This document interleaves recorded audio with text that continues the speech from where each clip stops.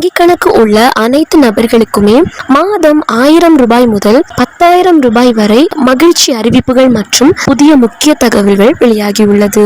இது பாத்தீங்க அப்படின்னா அனைத்து வங்கி வாடிக்கையாளர்களுக்குமே மிகவும் பயனுள்ள தகவலா இருக்கும். இந்தியன் வங்கி, SBI வங்கி, IOB bank, Canara bank, HDFC bank, இந்த மாதிரி நீங்கள் எந்த பேங்க் அக்கௌண்ட் வச்சுருந்தாலுமே இந்த தகவல் உங்களுக்கு ரொம்ப ரொம்ப யூஸ்ஃபுல்லாகவும் உதவியாகவும் இருக்கும். ஸோ இந்த வீடியோவை கடைசி வரைக்கும் முழுமையாக பாருங்கள். அப்போ தான் என்ன சொல்கிறோம் அப்படிங்கிறது உங்களுக்கு தெளிவாக புரியும். நீங்கள் இப்போ தான் டிடி தமிழ் அப்டேட்ஸ் சேனலை முதல் முறையாக பார்க்குறீங்க அப்படின்னா சப்ஸ்கிரைப் பண்ணாதவங்க இப்போவே சப்ஸ்கிரைப் பண்ணிக்கோங்க. அண்ட் கூடவே பக்கத்தில் வர பெல் ஐக்கோனையும் கிளிக் பண்ணி ஆல் அப்படிங்கிற ஆப்ஷனை செலக்ட் பண்ணி வச்சுக்கோங்க. ஸோ அப்போ தான் நம்ம அடுத்தடுத்து போடக்கூடிய அனைத்து புதிய தகவல்களும் உங்களுடைய மொபைலுக்கு உடனே நோட்டிஃபிகேஷனாக வந்து சேரும். அண்ட் வீடியோக்குள்ளே போகிறதுக்கு முன்னாடி இந்த வீடியோ உங்களுக்கு பிடிச்சிருக்கு அப்படின்னா லைக் பட்டனை கிளிக் பண்ணி லைக் பண்ணிக்கோங்க. எல்லாரும் காசு சம்பாதிச்சு பர்ஸில் கலக்கலன்னு வச்சுருக்கீங்களா?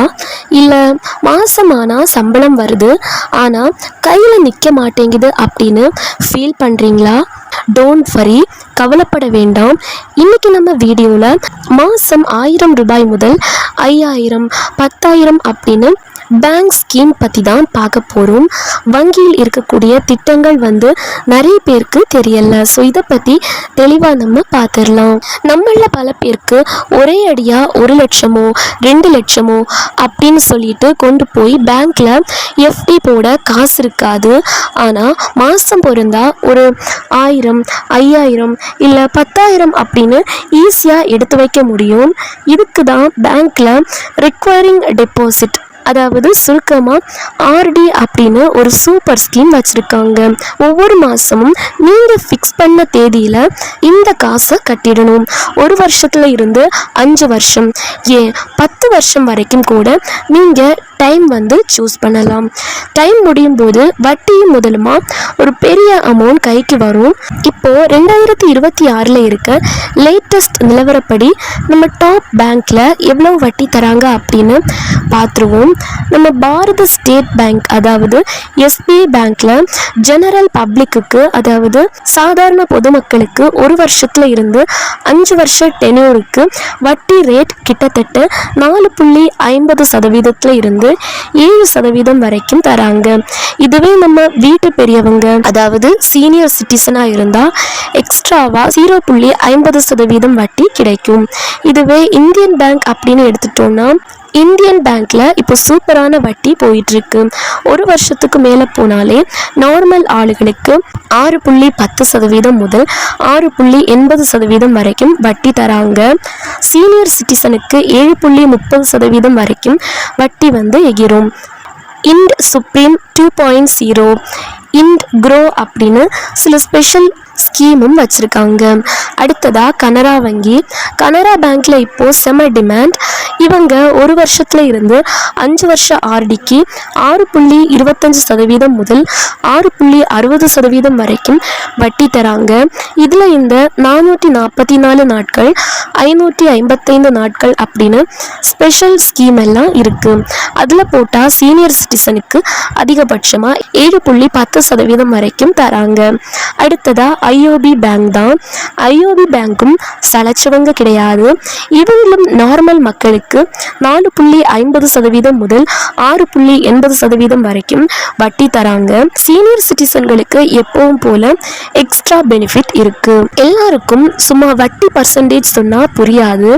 ஒரு ரஃப்பான கணக்கு பார்த்துருவோம். இப்போ நீங்க ஏதாச்சும் ஒரு பேங்க்ல சுமாராக 6.5% வட்டியில மாசம் 5000 அப்படின்னு 3 வருஷத்துக்கு தொடர்ந்து கட்டினீங்க அப்படின்னா நீங்க கட்டுற மொத்த அசல் 1,80,000.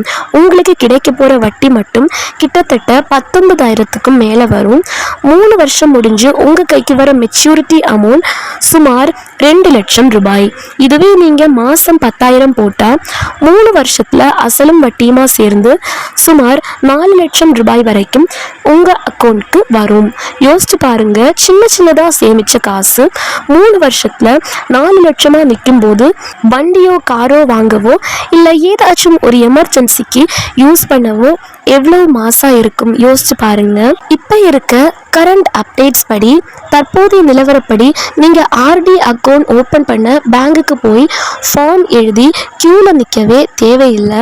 உங்கள் மொபைலில் இருக்க நெட் பேங்கிங் இல்லைன்னா அவங்களோட ஒஃபிஷியல் ஆப்பான எஸ்பிஐ யோனோ, இண்டோ ஆசிஸ் இந்த மாதிரி நீங்கள் எந்த பேங்க்கில் அக்கௌண்ட் வச்சுருக்கீங்களோ அந்த பேங்க்கோட ஒஃபிஷியல் ஆப் மூலமாக வெறும் 2 நிமிஷத்தில் ஆன்லைன்லேயே ஆர்டி அக்கௌண்ட்டை வந்து நீங்களே ஓப்பன் பண்ணிடலாம்.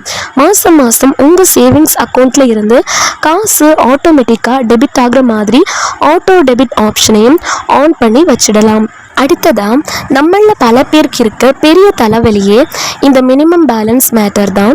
அக்கௌண்ட்டில் ஒரு குறிப்பிட்ட அமௌண்ட் இல்லை அப்படின்னா பேங்க்காரங்க சார்ஜஸ் அப்படின்னு போட்டு நம்ம காசை மைனஸில் கொண்டு போயிடுவாங்க. ஆனால் இனிமேல் அந்த ஆட்டம் செல்லாது. மினிமம் பேலன்ஸ் மெயின்டைன் பண்ணலை அப்படின்னா பேங்க்கில் இருக்க காசை எடுக்கலாமே தவிர அக்கௌண்ட்டை மைனஸ் பேலன்ஸுக்கு கொண்டு போக பேங்குகளுக்கு எந்த உரிமையும் இல்லை அப்படின்னு ஆர்பிஐ அதிரடியாக தடை விதிச்சிருக்காங்க. இனிமேல் உங்கள் அக்கௌண்ட் மைனஸில் போச்சுன்னா நீங்கள் தைரியமாக கம்ப்ளைண்ட் பண்ணலாம். அடுத்த அறிவிப்பா, சில பேர் 2-3 வருஷமாக ஏதாச்சும் ஒரு பேங்க் அக்கௌண்ட்டை பயன்படுத்தாமல் அப்படியே விட்டுருப்பாங்க.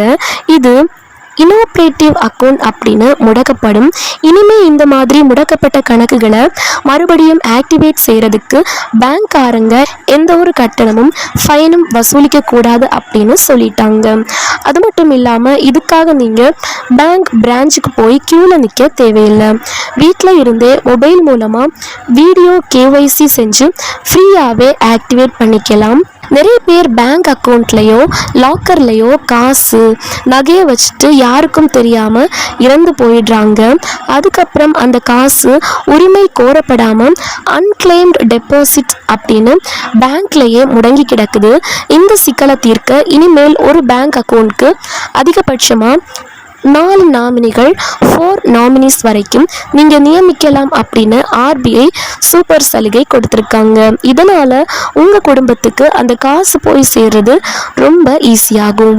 அடுத்த அறிவிப்பா, பெரிய பெரிய பிஸ்னஸ் பண்ணுறவங்களுக்கானது. ஒரு நிறுவனமோ அல்லது தொழிலதிபரோ 10 கோடி ரூபாய்க்கு மேலே பேங்க்கில் கடன் வாங்கியிருக்காங்க அப்படின்னா அவங்க எந்த பேங்க்கில் 10% அல்லது அதுக்கு மேலே கடன் வாங்கியிருக்காங்களோ அந்த வங்கியில் மட்டும்தான் கரண்ட் அக்கௌண்ட்டோ அல்லது ஓவர் டிராஃப்ட் ஓடி கணக்கோ தொடங்க முடியும் அப்படின்னு ரூல்ஸை டைட் பண்ணியிருக்காங்க. அடுத்த அறிவிப்பா, நம்ம எல்லாரும் ஜிபே, ஃபோன்பே, பேடிஎம் அப்படின்னு யூபிஐ வழியாக காசு அனுப்புறது சர்வசாதாரணமாக போச்சு. இது வரைக்கும் ஜஸ்ட் பின் நம்பர் தெரிஞ்சால் டக்குன்னு காசு அனுப்பலாம். ஆனால் இனிமேல் பாதுகாப்புக்காக 2 ஃபேக்டர் ஆதென்டிகேஷன் வரப்போகுது. அதாவது பின் நம்பர் போடுறது மட்டும் இல்லாமல் உங்கள் ஃபோனுக்கு வர ஓடிபி அல்லது உங்களோட கைரேகை அல்லது ஃபேஸ் லாக் வெரிஃபிகேஷன் மூலமாக தான் பணம் டிரான்ஸ்ஃபர் ஆகும். இதனால் உங்கள் ஃபோனை வேறு யாராச்சும் திருடினா கூட காசை அமுக்க முடியாது. அடுத்த அறிவிப்பா, இனிமேல் நீங்கள் யூபிஐல யாருக்காச்சும் ஒரு பெரிய தொகையை அனுப்பும்போது அது பாதுகாப்பான அக்கௌண்ட் தானா இல்லை ஏமாத்துறவங்களோட அக்கௌண்ட்டா அப்படின்னு பேங்க்ல இருக்க கம்ப்யூட்டர் சிஸ்டமே உடனே ஸ்கேன் பண்ணி உங்களுக்கு ஆபத்து அப்படின்னு எச்சரிக்கும் புது டெக்னாலஜியை கட்டாயமாக்கியிருக்காங்க. அதே மாதிரி ஒரு நிதியாண்டில் உங்களோட சேவிங்ஸ் அக்கௌண்ட்ல 10 லட்சம் ரூபாய்க்கு மேலே டெபாசிட்டோ அல்லது வித்ட்ராவலோ பண்ணீங்கன்னா அந்த டீட்டெயில்ஸ் ஆட்டோமேட்டிக்காக இன்கம் டேக்ஸ் ஆஃபீஸ்க்கு போயிடும். அதனால் கணக்கு வழக்கை கரெக்டாக வச்சுக்கோங்க. அடுத்த அறிவிப்பா, ஒரு மிக முக்கியமான சைபர் கிரைம் அலர்ட் அப்படின்னே சொல்லலாம். நடுத்தர மற்றும் ஏழை எளிய மக்களை குறிவச்சு சில ஸ்கேமர்கள் வராங்க.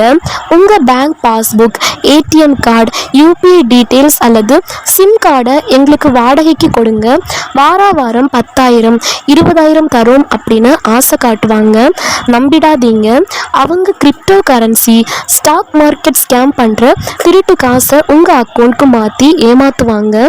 இதில் நீங்கள் மாட்டிக்கிட்டீங்க அப்படின்னா உங்கள் பேன் கார்டு, பேங்க் அக்கௌண்ட் எல்லாமே பிளாக் ஆகிடும்.